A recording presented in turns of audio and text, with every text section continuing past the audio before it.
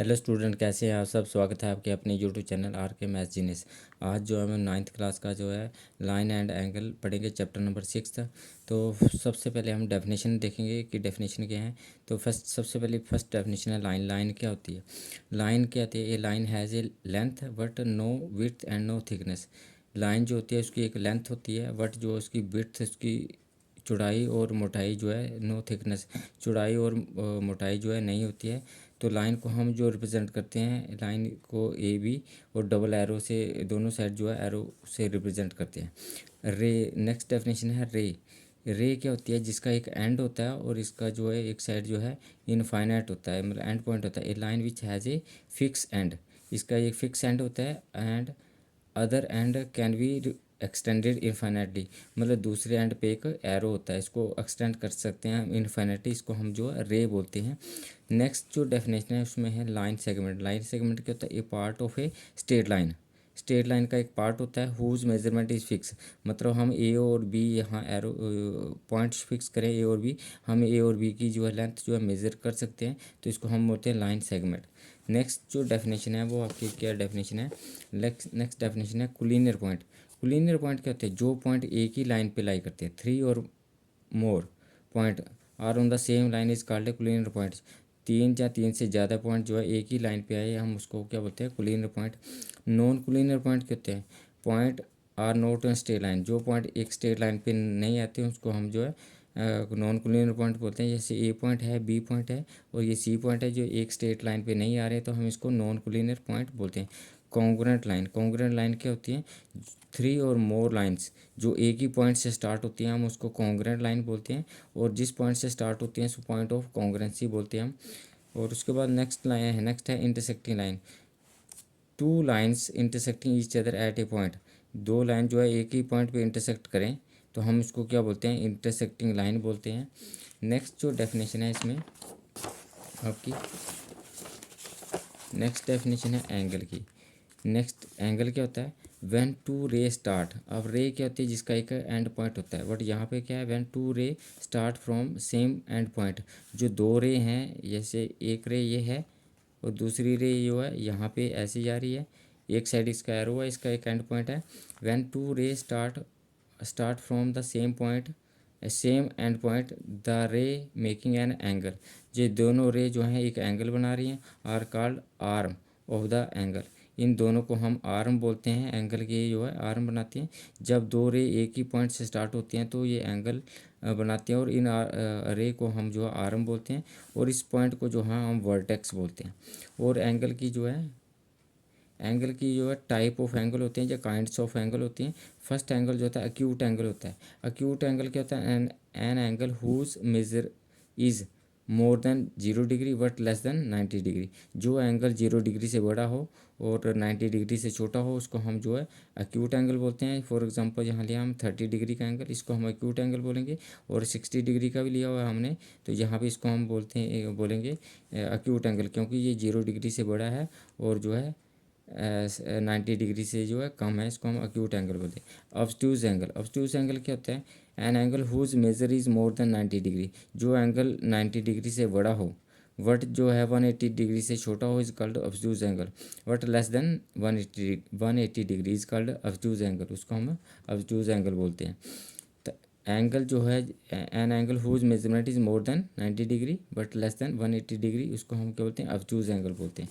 Next definition is right angle क्या होता है?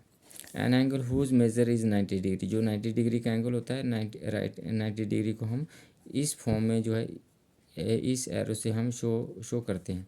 An angle whose measurement is 90 degree is called a right angle. Straight angle क्या होता है? स्ट्रेट एंगल क्या है? An angle whose measurement is 180 degree. जिसका मेजरमेंट जो 180 डिग्री का है उसको हम क्या बोलते हैं? स्ट्रेट एंगल बोलते हैं। ये आपके पास इसका मेजरमेंट जो 180 डिग्री का है, स्ट्रेट लाइन स्ट्रेट एंगल बोलते हैं। रिफ्लेक्स एंगल क्या था? An angle whose measure is more than 180 degree. जो 180 डिग्री से बड़ा हो but less than 360 degree is called the reflex angle, उसको हम रिफ्लेक्स एंगल। फॉर एग्जांपल हमारे पास ए ओ बी है।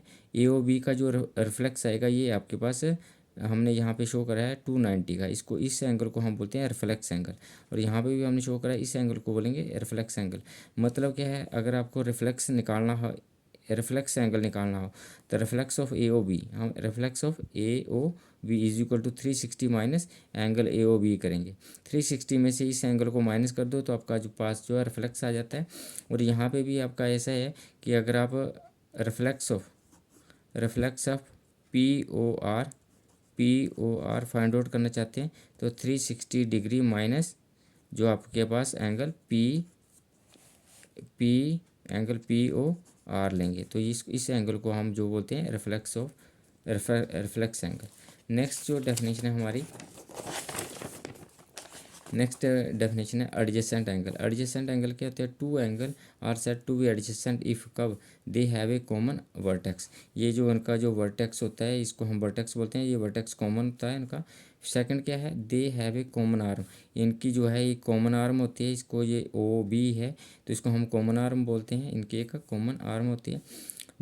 थर्ड है the other arm, the other arm of the two angle are on the opposite side of the common arm. जो दूसरी उसकी arm होती हैं वो जो कॉमन आर्म है उसके ऑपोजिट डायरेक्शन में होती हैं। तो ये आपके पास जो है एडजेसेंट, ये जो दो एंगल हैं इनके जो इनको बोलते हैं एडजेसेंट एंगल। आगे है नेक्स्ट है vertically opposite angle. Vertically opposite angle क्या होता है? When two straight line intersecting each other each pair of the opposite angle formed is called the vertical opposite angle। जब ये दो रे जो इंटरसेक्ट करें एक ही पॉइंट पे इंटरसेक्ट करती हैं तो ये जो दो पेयर ऑफ ऑपोजिट एंगल जैसे वन ऐसे वन और टू, तो वन और टू ऑपोजिट एंगल है और ऑपोजिट एंगल जो वर्टिकल ऑपोजिट एंगल जो इक्वल होते हैं तो angle one is equal to जो है एंगल टू है। और थ्री और फोर जो है वर्टिकली ऑपोजिट एंगल है तो थ्री और फोर जो है थ्री इक्वल टू फोर है, तो वर्टिकली ऑपोजिट एंगल जो है आपके पास इक्वल आते हैं। नेक्स्ट आपके पास क्या है?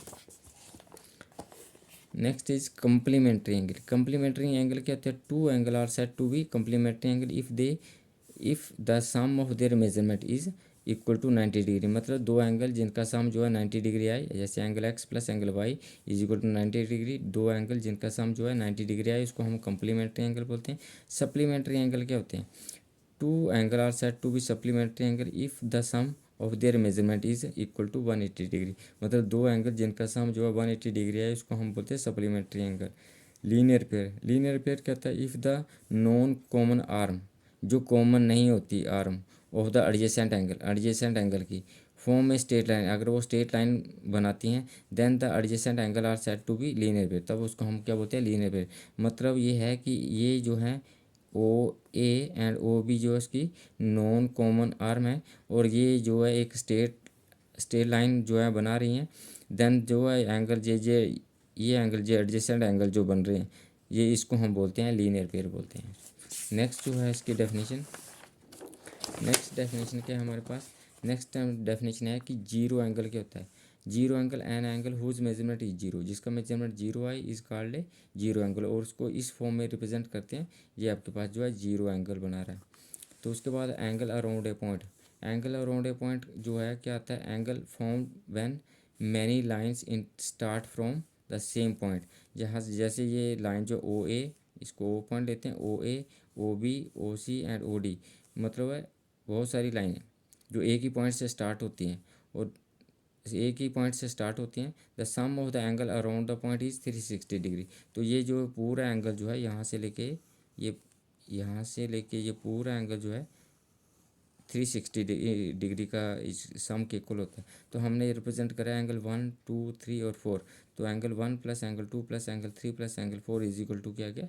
360 डिग्री। तो ये आपकी डेफिनेशन थी तो लाइन एंड एंगल की। तो आज आपने डेफिनेशन पढ़ी है। नेक्स्ट जो हम क्वेश्चन देखेंगे। तो thank you for watching me.